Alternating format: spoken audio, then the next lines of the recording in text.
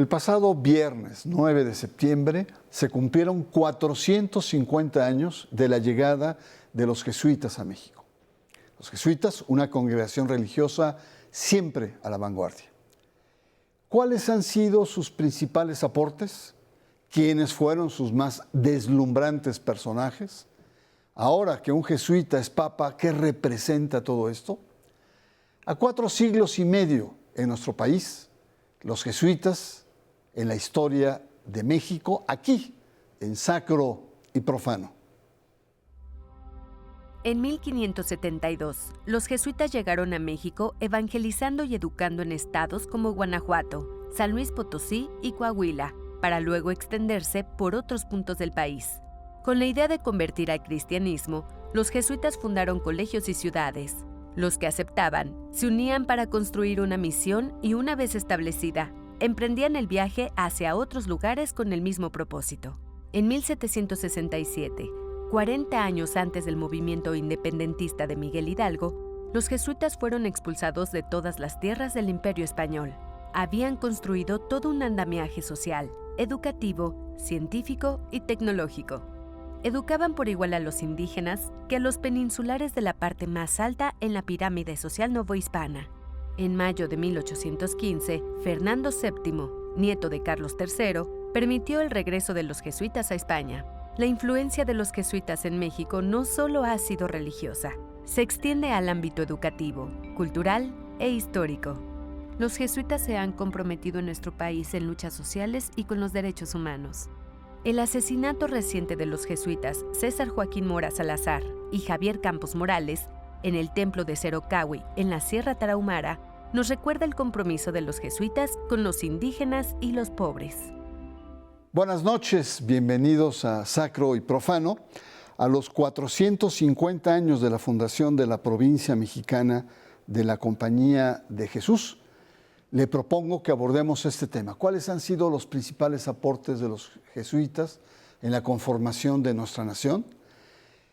¿Cuáles son sus rasgos, sus huellas en torno a nuestra cultura, tanto secular como religiosa? Los jesuitas han sido religiosos reconocidos por su alta calidad intelectual, comprometidos en causas sociales y en términos religiosos a la vanguardia en la Iglesia y en la reflexión teológica. Para asomarnos, introducirnos, 450 años no se pueden conversar ni es serio unos cuantos minutos, pero introducirnos al tema, agradezco mucho la presencia de Arturo Reynoso, sacerdote jesuita, y del doctor Alfonso Alfaro Barreto, ambos académicos del ITESO, distinguidos intelectuales que nos acompañan desde Guadalajara. Arturo Reynoso, en pocas palabras, ¿podrías decirnos qué es la Compañía de Jesús? Buenas noches, Bernardo. Gracias por esta invitación. La respuesta puede ser muy amplia, muy corta, muy breve. A ver, la Compañía de Jesús formalmente es una orden religiosa de la Iglesia Católica, fundada y aprobada en 1540, pero la Compañía de Jesús es el resultado de un proceso largo, de un proceso que inicia en dimensión personal con Ignacio de Loyola y que ese proceso se aglutina con otro grupal en París, de Ignacio, cuando Ignacio de Loyola, ya con una edad no común para hacer estudios en aquella época, Ignacio, si nace en 1591, él comienza sus estudios hacia los 30, 31 años y en París, donde llega cuando tiene 37 años, empieza a aglutinar a un grupo pequeño de compañeros, de amigos, con los cuales van compartiendo, Ignacio les va transmitiendo una experiencia personal, espiritual, que los va fusionando con una gran amistad.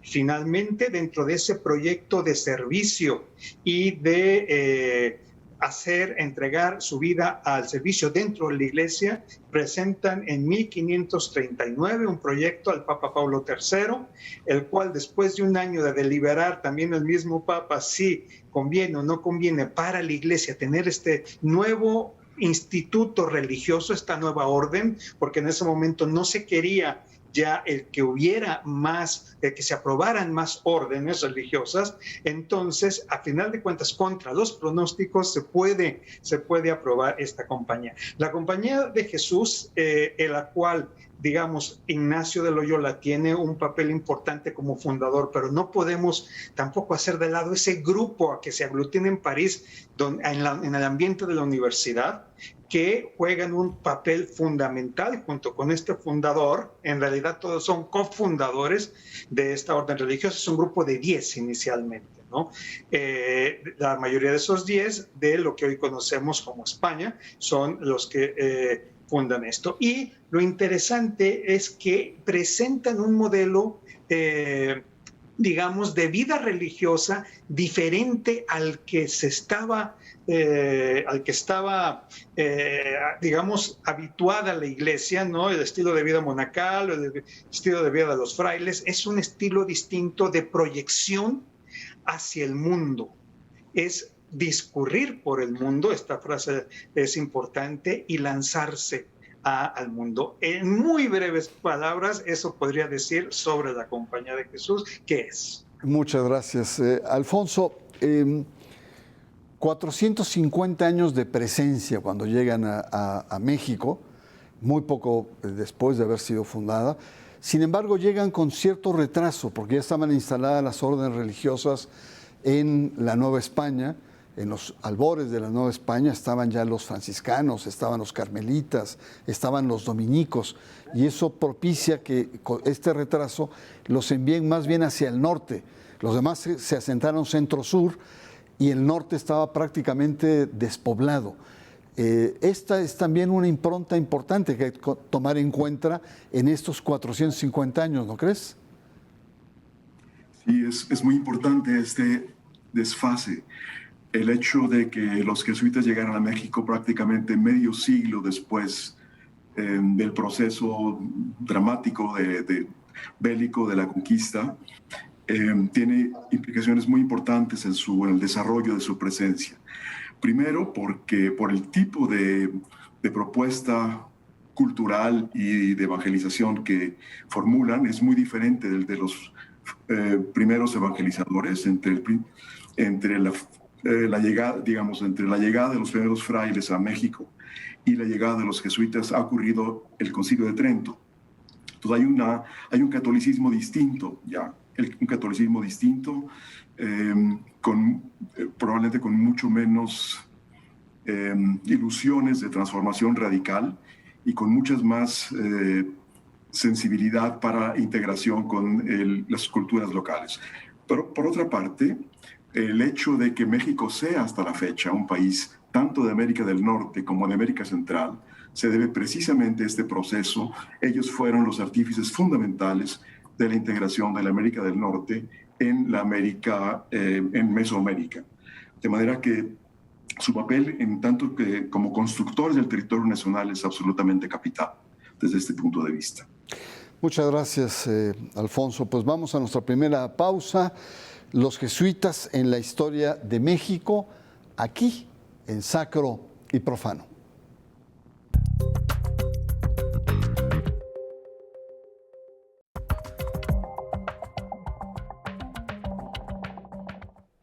Regresamos, usted está en Sacro y Profano y estamos conversando en torno a los 450 años de la llegada de los jesuitas a México. Y hemos visto en el bloque anterior el contexto que se da de los jesuitas, una congregación nueva en aquellos tiempos, con actitudes innovadoras de relación con el mundo, llegan con cierto retraso, eso les lleva a irse hacia el norte, a tomar esos territorios que estaban vacíos, por así decirlo, en términos religiosos.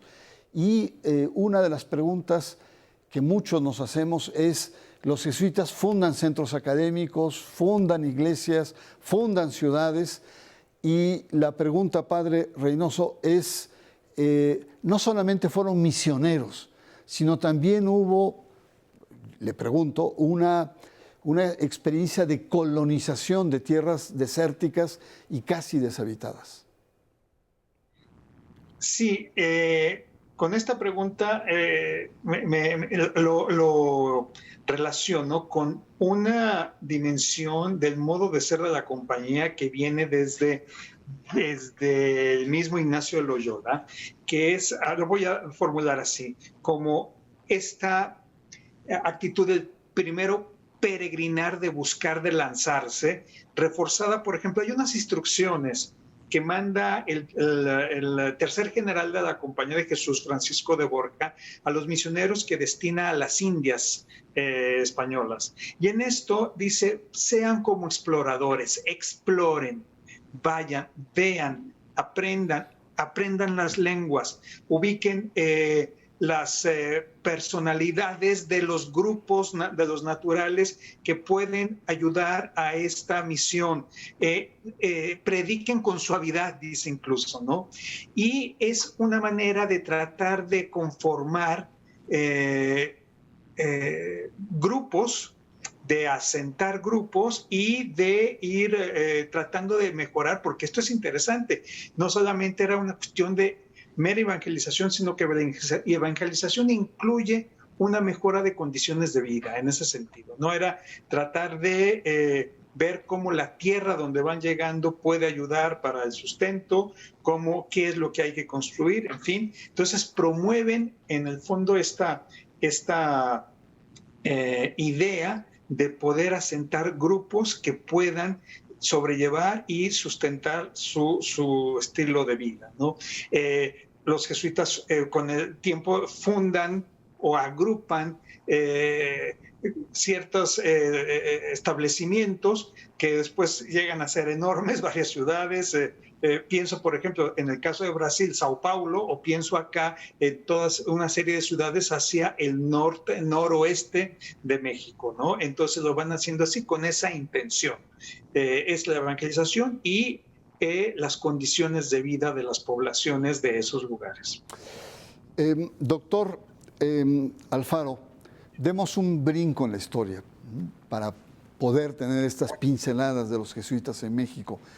Y hacia el siglo XVII, 40 años antes de la Revolución de Independencia en México, los jesuitas fueron expulsados. Y le pregunto por qué los jesuitas fueron expulsados, no solamente de México, sino de toda Hispanoamérica, todos los reinos españoles e incluso de España. ¿Qué pasó ahí? Es uno de los grandes fenómenos fascinantes de la historia reciente. Y finalmente es la fundación del momento de la última modernidad. Quisiera dar la palabra al rey de España y al marqués de Croix, su virrey en la Nueva España, para explicar desde su punto de vista este fenómeno. Primero, desde el punto de vista del rey, el rey hace un gran homenaje a los jesuitas al reconocer que no tiene nada de qué acusarlos, y públicamente manifiesta solo que por razones que guarda en su real ánimo, y que por parte del marqués de Croix, su virrey en la Nueva España, la fórmula es: para que sepan los súbditos del gran monarca que gobierna el trono de España, que nacieron para callar y obedecer y no para discurrir en los asuntos del gobierno, etc. Entonces, estas son las explicaciones explícitas. En el fondo, es un gran proceso de modernización. La corona española intenta operar una transformación fundamental para asemejarse a las potencias básicamente de la Gran Bretaña, y para eso destruye los mecanismos de integración que permitían al sistema imperial funcionar de manera integrada. De manera que la expulsión de los jesuitas es solo una parte de un proceso de destrucción de un sistema estético y de destrucción de una serie de redes de interconexión a nivel mundial. Es muy interesante finalmente ver qué sucede con las modernizaciones tan ambiciosas, la primera gran modernización que acaba siendo suicida finalmente para la corona. Padre, vamos a dar nuevamente un brinco en la historia y preguntarle una característica, digamos, de vanguardia de los jesuitas. Llegan en el en el siglo XVIII y se acomodan y a fines del siglo XVIII ya están a la cabeza y a la vanguardia con el catolicismo social de León XIII, creando, digamos, una infraestructura católica religiosa importante. Vamos al Concilio Vaticano II y apuntalan las grandes reformas y el proceso de renovación de la Iglesia en los años 60. Nos vamos a los 70s y 80s y están pugnando en América Latina por la teología de la liberación. ¿Por qué la Compañía de Jesús es una compañía, digamos, de punta, en fronteras, digamos, complejas entre la Iglesia, la fe y la tradición? A ver, yo creo que hay un modo de proceder, un modo de actuar en la vocación de la orden, por decirlo de alguna manera. Y las mismas constituciones de la orden lo resumen de una manera, creo que es clara. Dicen, esta vocación, la de la compañía, la de los jesuitas, es para discurrir, para lanzarse, discurrir por el mundo para tratar de hacer vida donde más se necesite. Y entonces esto da una apertura para establecer una serie de ministerios, puede ser el educativo, puede ser el social, puede ser... Ahora, cuando la compañía regresa y se restablece en América, es hacia principios del siglo XIX, 1816-20, el mundo ya cambió. El mundo es otro, el mundo es distinto. Los sistemas educativos no es como antes, ya no se reconoce tan fácilmente un plan de estudio, se tiene que cambiar, pero al mismo tiempo es descubrir cuáles son las necesidades que va abriendo. Entonces, este discurrir ayuda a no centrarse solamente en un ministerio exclusivamente, aunque sí hay ministerios que de alguna manera configuraron a la misma orden. El educativo es uno de ellos. Incluso desde tiempos de Ignacio de Loyola, que no estaba pensado el abrir instituciones educativas, pero la realidad da para decir es que este medio de las instituciones educativas ayudan para lograr el fin para el cual la compañía ha sido fundada. Muy bien, gracias. Pues en México ni más ni menos que fue la Acción Católica, el secretariado social mexicano, que era una especie de contrasociedad civil ante los gobiernos postrevolucionarios. Pero en fin, hay muchísimos temas que se podrían, grandes personajes, algunos de ellos fascinantes, algunos de ellos con tintes dramáticos, como acaba de ocurrir con los jesuitas sacrificados en la Tarahumara. Pero yo quisiera preguntarte como historiador, Alfonso, como una persona muy avesada en estos temas, ¿cuál sería para ti uno de los principales aportes de la Compañía de Jesús a México? Hay una palabra fundamental que es integración, construcción, comunicación. Es una institución que desde su llegada, esa fue su principal tarea. Señalo solamente dos elementos fundamentales. La fórmula de Clavijero de tratar de construir una sola e indivisa nación, que el padre Clavijero ha sido estudiado por el padre Reynoso de forma exhaustiva, está en la clave de todo esto. Es decir, por un lado la promoción de la devoción guadalupana y por otro la promoción de la imagen de la grandeza prehispánica como signo del reconocimiento para todos los habitantes de esta nación. El hecho de que los criollos y los indígenas y los mestizos pudieran reconocer una misma filiación cultural y que el país pudiera adoptar, todo el país, el nombre de un solo grupo étnico y construir unas referencias simbólicas para todos es algo absolutamente excepcional. El hecho, mencionamos ya a Tepoztlán como el eslabón que une a México del norte con México del sur. Podríamos hablar también del, digamos, el recinto en el que el país decidió unirse para fundar su primera constitución independiente de 1824, es el Colegio de San Pedro y San Pablo, es actualmente el Museo de las Constituciones. Finalmente, el Colegio de San Ildefonso es el sitio en donde el último lugar donde el muralismo estuvo vivo y el primer lugar donde el nuevo muralismo, el muralismo del siglo XX, renació. Es decir, siempre hay un proceso de integración, de búsqueda de unión entre las distintas. Una ciudad tan diversa y tan fragmentada como esta recibe de esta institución un vínculo fundamental. Muy bien, muchas gracias. Pues estamos conversando con Arturo Reynoso y con sacerdote jesuita y con el historiador académico Alfonso Alfaro sobre la presencia de los jesuitas en México, que acaban de cumplir el pasado viernes 450 años de su llegada a México. Vamos a una pausa. Usted está en Sacro y Profano.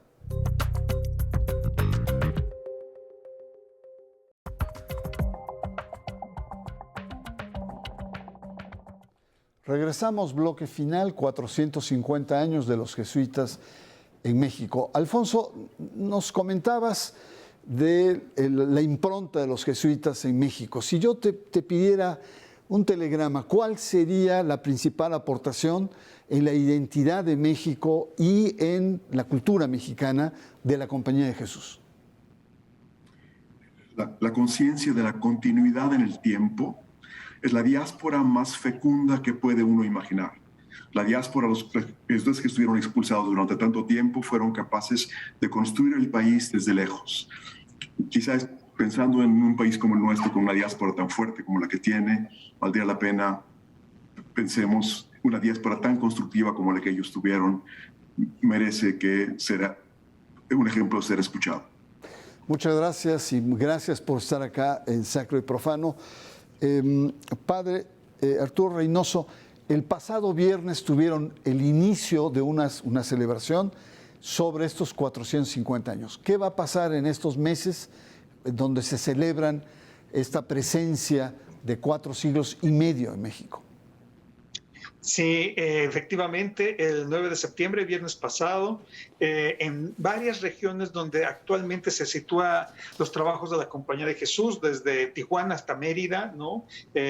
Pasando evidentemente por el centro, se tuvieron acciones de gracias, eucaristías, tratando de participar las obras, instituciones de la compañía, tanto con todas las personas que colaboran en las obras y en sintonía con el clero local de las distintas ciudades y poblaciones. También se tiene programada una serie de encuentros, coloquios a lo largo de unos 10, 11 meses que vamos a tener esta conmemoración. Por ejemplo, en noviembre próximo tendremos aquí un encuentro de humanismo y humanidades con personajes como Roger Chartier, con otro tipo de académicos de la UNAM, de Colegio de México, de las universidades jesuitas, y entonces tendremos una serie de actividades, de encuentros en varias partes del país, en Occidente, en Ciudad de México, en el norte, que iremos avisando poco a poco de estas, cuándo se irán. El primero es en noviembre, la segunda semana de noviembre. Habrá también exposiciones, se montarán algunas exposiciones en Guadalajara, en Ciudad de México. Estamos también tratando de conversar con algunas personalidades del INAH para ver cómo se puede establecer que hay interés, y también publicaciones, Bernardo. Habrá una serie de publicaciones en torno a esta conmemoración que vamos a, digamos, tenerla durante 11 meses. Terminaremos en agosto del próximo año.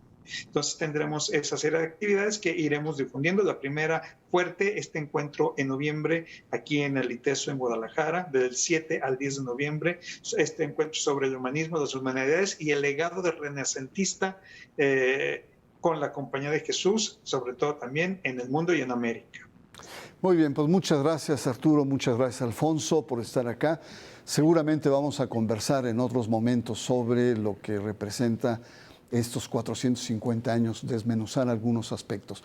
Yo fui formado por jesuitas en los años 70 y me admiraba mucho, eran personas modernas, inteligentes, cultas, tremendamente religiosas por otra parte, y efectivamente los universitarios que tuvimos el privilegio fuimos muy motivados. A mí me llamó una expresión que repetían los jesuitas en mi juventud, que era una frase de Ignacio de Loyola, que era: ¿de qué sirve ganar el mundo si al final pierdes el alma. Soy Bernardo Barranco y le espero la próxima semana aquí en Sacro y Profano.